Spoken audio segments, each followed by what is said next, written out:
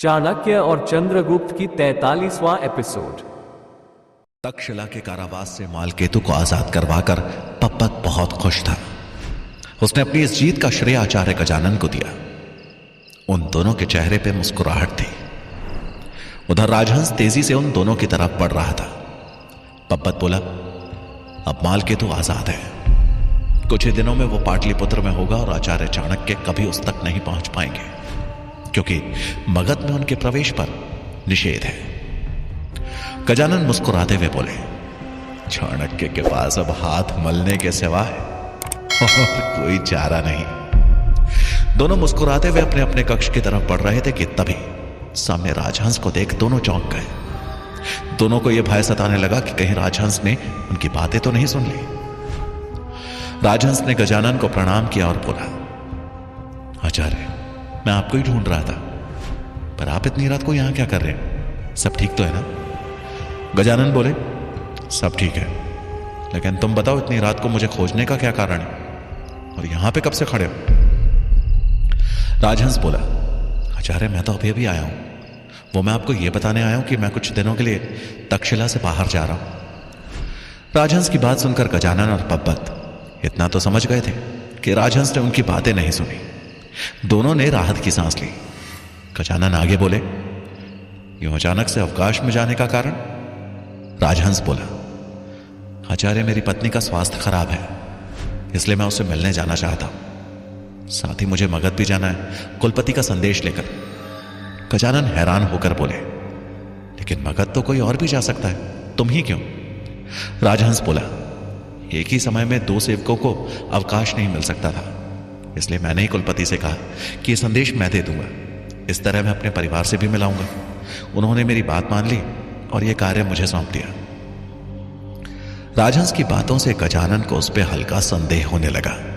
वो मन ही मन सोचने लगे, जो राजहंस मेरी आज्ञा के बिना चलता भी नहीं था, उसने आज मुझे बताए बिना कुलपति से अवकाश ले लिया,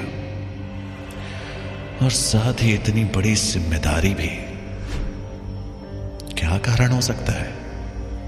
गजानन को इस तरह चुप देख राजहंस बोला, क्या हुआ आचार्य? गजानन अपने विचारों से बाहर आते हुए कड़क स्वर में बोले, तुम अवकाश पर जा सकते हो। राजहंस ने उनसे विदा ली और वहां से चला गया। उसके जाते ही पप्पत बोला, अच्छा हुआ राजहंस ने हमारी बातें नहीं सुनी, वरना। गजानन चिंतित स्वर में बोले, लेकिन राजहंस के पास कुलपति का दिया पत्र है। यदि उसने वो पत्र धनानंद को दे दिया तो मालकेतु के लिए परेशानियां खड़ी हो सकती हैं। पप्पत बोला, ऐसा कुछ नहीं होगा। मालकेतु को मैं अच्छी तरह से जानता हूं, वो अमात्य का सेवक है। राजहंस भले ही मगध पहुंच जाए, पर कुलपति का लिखा पत्र मालकेतु कभी भी महाराज तक पहुंचने नहीं देगा। यह कहते हुए पप्पत के चेहरे पे एक कुटिल मुस्कान आ गई। जहां एक और पप्पत और गजानन मालकेतु की तरफ से पूरी तरह निश्चिंत हो चुके थे, वहीं मगध में मंत्री शंभुनाथ मुरा की चिंता दूर करने का पूरा प्रयास कर रहे थे। अगली सुबह रसोई घर में मुरा महारानी के लिए व्यंजन बना रही थी। तभी शंभुनाथ खाद्य पदार्थों की जांच करते हुए मुरा के पास पहुंचे और उससे बोले, आज मैं कारागार में जाकर तुम्हारे रिश्तेदार से मिलूंगा और उससे तुम्हारे पुत्र के बारे में जानने का प्रयास करूंगा। तुम निश्चिंत रहो। मुरा बोली, मुझे आप पर पूर्ण विश्वास है मंत्री जी, मैंने सब कुछ आपके भरोसे छोड़ दिया है। शंभुनाथ ने मुस्कुराते हुए उसकी बात पर हामी भरी और फिर एक दृष्टि पूरे रसोई घर में डाली, और उसके बाद वो वहां से बाहर जाने लगे। वो अपने ही विचारों में खोए हुए थे कि अचानक वो किसी से टकराए। इससे पहले कि शंभुनाथ कुछ समझ पाते, उनके कानों में एक मधुर आवाज पड़ी, क्षमा मंत्री जी। शंभुनाथ ने आवाज की दिशा में देखा तो सामने वैश्या विशाखा दासी के वेश में खड़ी थी।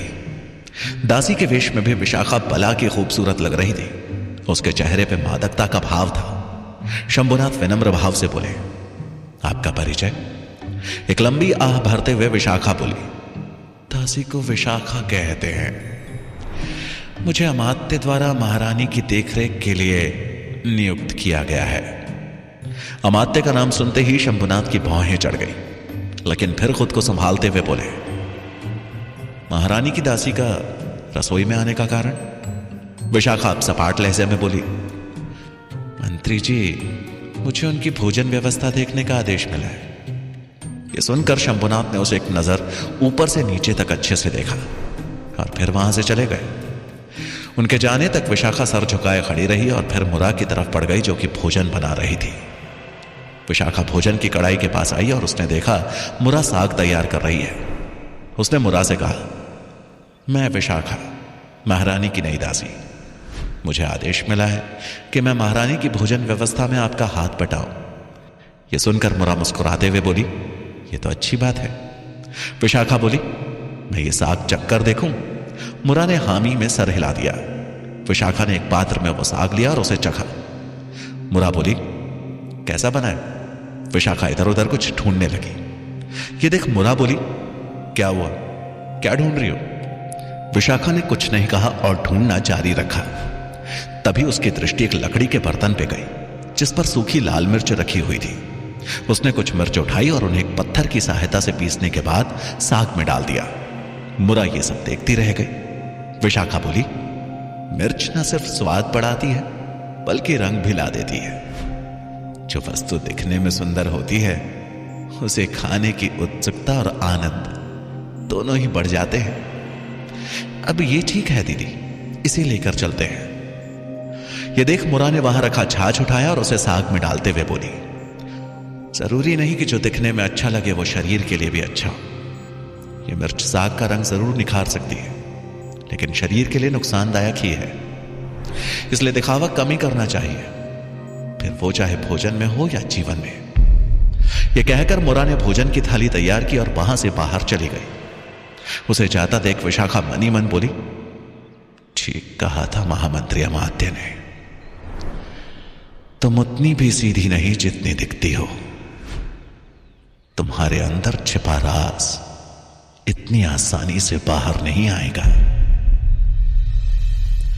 मगध के राजमहल में प्रवेश करके जहां विशाखा हलचल पैदा करना चाहती थी, वहीं मालकेतु के भाग जाने की खबर से पूरे तक्षशिला में हड़कंप मचा हुआ था। मालकेतु के कारावास से भाग जाने की सूचना मिलते ही कुलपति महोदय ने तुरंत एक सभा बुलाई, जिसमें सभी आचार्यों को आमंत्रित किया गया था। कुलपति महोदय ने सभा का आरंभ करते हुए कहा, आप सभी आचार्यों को ज्ञात हो ही गया होगा कि तक्षशिला गुरुकुल का दोषी मालकेतु कारावास से भाग गया है। हम यहां ये ज्ञात करने के लिए एकत्रित हुए हैं कि मालकेतु कारावास से कैसे भाग गया। क्या कोई अंदर का व्यक्ति है या फिर तक्षशिला के गुरुकुल में किसी बाहरी व्यक्ति ने प्रवेश किया था? अगर इनमें से कुछ भी हुआ है तो हमें जल्द से जल्द दोषी को ढूंढना होगा। आप सभी आचार्य अपने अपने विचार रखने के लिए स्वतंत्र हैं। एक आचार्य शुक्रपाणी ने अपने विचार प्रकट करते हुए कहा, कुलपति महोदय, यहां सभी को ज्ञात है कि मालकेतु आचार्य गजानन के कितने करीब था। यह प्रश्न उन्हीं से पूछा जाना चाहिए कि कहीं मालकेतु को भगाने में उनका हाथ तो नहीं। गजानन कुलपति की ओर देखकर भड़कते हुए बोले, महोदय, आचार्य शुक्रपाणी अपनी सीमा लांघ रहे हैं। मैं मानता हूं कि मालकेतु अवश्य मेरे करीब था, परंतु मैं तक्षशिला का हितैषी हूं, मालकेतु का नहीं। उसने गलती की थी और उसे उसके अनुसार ही दंड मिला, और मैं इसका समर्थक भी था। मैं यह स्पष्ट कर देना चाहता हूं कि उसके यहां से भाग जाने में मेरा कोई भी दोष नहीं है। कुलपति ने गजानन का समर्थन करते हुए कहा, आचार्य शुक्रपाणी, आपको हिदायत दी जाती है कि बिना किसी वास्तविक प्रमाण के किसी पर ऐसे आरोप न लगाएं। शुक्रपाणी ने कुलपति महोदय से माफी मांग ली। इन सब के बीच चाणक्य सबकी बातें सुनकर सिर्फ मुस्कुरा रहे थे। उन्हें मुस्कुराता देख गजानन को अंदर ही अंदर चिढ़ हो रही थी। उन्होंने सोचा कि उन्हें मालकेतु के बहाने चाणक्य पर निशाना साधा जाए। उन्होंने कुलपति से कहा, महोदय, आप ये प्रश्न आचार्य चाणक्य से क्यों नहीं पूछते? कहीं उन्होंने मालकेतु को स्वयं मारने के लिए उसे भगाने की कोई योजना तो नहीं बनाई है? कुलपति ने आश्चर्य से कहा, आप कैसी बातें कर रहे हैं आचार्य गजानन? भला आचार्य चाणक्य ऐसा क्यों करेंगे?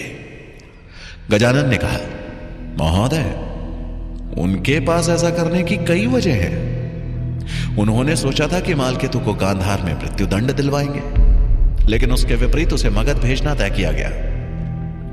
आचार्य चाणक्य जानते थे कि मालकेतु मगध का सैनिक है, उसे वहां मृत्युदंड नहीं मिल सकता है। इसलिए हो सकता है उन्होंने खुद ही उसे दंड देने की योजना बनाई और बाहर निकलवा दिया। गजानन की बातें सुनकर सभा में मौजूद सभी आचार्यों के बीच सन्नाटा सा छा गया। वहीं गजानन के चेहरे पर एक कुटिल मुस्कान थी। चाणक्य पहले की भांति शांत थे। कुलपति बोले, आचार्य गजानन, मैंने पहले ही कहा है कि बिना किसी प्रमाण के किसी पे आरोप न लगाएं। कुलपति की बात अभी भी पूरी नहीं हुई थी कि चाणक्य बोले, कुलपति महोदय, मैं कुछ स्पष्ट करना चाहूंगा। आचार्य गजानन के प्रश्नों का उत्तर उनके ही प्रश्नों में छिपा है। गजानन सवालिया नजरों से चाणक्य को देखने लगे। तब चाणक्य ने कहा, आपने खुद बताया था कि मैं जानता था कि मालकेतु को मगध में मृत्युदंड नहीं दिया जाएगा, अर्थात आप भी इस बात को जानते थे।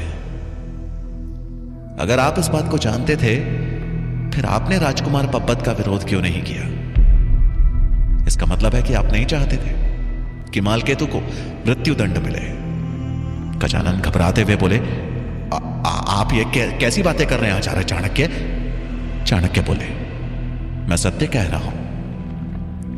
कल जब मालकेतु के मगध या गांधार में दंड देने पर बहस हो रही थी, तब आपने यह भी बताना उचित नहीं समझा कि दंड देने का अधिकार केवल उसी राजा का होता है जिसके राज्य के अंतर्गत उस व्यक्ति ने कानून का उल्लंघन किया हो। नियमानुसार मालकेतु को गांधार के राजा आंबी द्वारा दंड मिलना था, न कि मगध के राजा से। चाणक्य की बातें सुनकर गजानन के तो जैसे होश ही उड़ चुके थे। चाणक्य को बातों में फंसाने की उनकी योजना विफल होती दिख रही थी। चाणक्य ने आगे कहा, मालकेतु के विरुद्ध एक भी शब्द ना बोलकर आपने स्पष्ट बता दिया है कि आपकी मंशा आपके कथन के विपरीत है। कुलपति ने बात को आगे बढ़ता देख बीच बचाव करते हुए कहा, हम यहां आरोप प्रत्यारोप के लिए इकट्ठे नहीं हुए हैं। अबे तो हमें ज्ञात करना है कि मालकेतु को भगाने के पीछे किसका हाथ है। चाणक्य बोले, महोदय, यह तभी संभव है जब इस पूरी प्रक्रिया की निष्पक्ष जांच हो। 3 या 4 आचार्यों के समूह को इस प्रक्रिया को पूरा करने की जिम्मेदारी सौंपी जाए। कुलपति चाणक्य की बात से सहमत होते हुए बोले, मैं आचार्य चाणक्य की बात से सहमत हूं। आप में से जो भी उनकी बात पर सहमत हैं, अपने हाथ खड़े कर दें। सभी ने धीरे धीरे अपने हाथ खड़े कर दिए। कुलपति महोदय बोले, ठीक है, फिर इस कार्य के लिए आचार्य श्वेतांग, आचार्य शुक्रपाणी और आचार्य मेघ को जांच की जिम्मेदारी सौंपी जाती है। मुझे उम्मीद है कि तीनों ही आचार्य निष्पक्ष तरीके से अपने कार्यों का निर्वाह करेंगे। तीनों आचार्यों ने एक साथ कहा, अवश्य कुलपति महोदय। कुलपति महोदय ने खड़े होते हुए कहा, आज की सभा यहीं समाप्त की जाती है। तक्षशिला में जहां गजानन अपने बुने जाल में फंसते नजर आ रहे थे, वहीं मगध में विशाखा मुरा के करीब आने का हर संभव प्रयास कर रही थी। उसे महल में मुरा के साथ रहते हुए कई दिन बीत चुके थे, लेकिन मुरा के रहस्यों से वो अभी भी बहुत दूर थी। वो साए की भांति हर पल मुरा के साथ घूम रही थी और उसका विश्वास प्राप्त करने की पूरी कोशिश कर रही थी। दोनों मिलकर रसोई के कार्यों को निपटा रही थी। दोपहर का समय था और रसोई घर की ऊपरी सतह खुली हुई थी और वहीं पास में ही राजमहल का एक चबूतरा था, जहां से रसोई घर साफ साफ दिखता था। अमात्य वहीं से मुरा और विशाखा को देख रहे थे। उन्होंने मनी मन मुस्कुराते हुए कहा, अच्छी चाल चल रही है ये विशाखा। बस ऐसे ही आगे बढ़ती रहो, जल्दी ही मुरा को तुम पर विश्वास हो जाएगा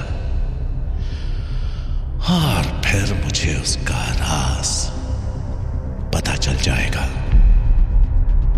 वो नीचे जाने के लिए वापस पलटे, तभी उन्होंने देखा कि एक सैनिक उनकी तरफ भागता चला आ रहा है। नजदीक आने पर अमात्य को पहचानते देर नहीं लगी कि वो तो मालकेतु है, जिसे उन्होंने राजकुमार के साथ तक्षशिला भेजा था ताकि राजहंस और चाणक्य पर नजर रख सके और उनकी हर गतिविधि की जानकारी उन तक पहुंचा सके। मालकेतु के नजदीक आते ही अमात्य ने हैरानी भरे स्वर में कहा, मालकेतु, तुम यहां क्या कर रहे हो? तुम्हें तो तक्षशिला में होना चाहिए था। राजकुमार को अकेले छोड़ा है? मालकेतु ने हांफते हुए कहा, अमात्य, मैं बहुत बुरी तरह फंसा हूं। आचार्य चाणक्य ने मुझे कहीं का नहीं छोड़ा। अमात्य ने हैरान होते हुए कहा, चाणक्य ने? उसने क्या किया? मालकेतु बोला, आचार्य चाणक्य ने मुझे अपने जाल में फंसाकर कैद में डलवा दिया था और मुझे मृत्युदंड दिलवाने के लिए कांधार भेजने वाले थे। वो तो भला हो राजकुमार पब्बत का, जिन्होंने सही मौके पर आकर मेरी जान बचा ली। मैं किसी तरह भागता हुआ यहां तक पहुंचा हूं। अमात्य बोले, चाणक्य ने क्या किया? साफ साफ बताओ।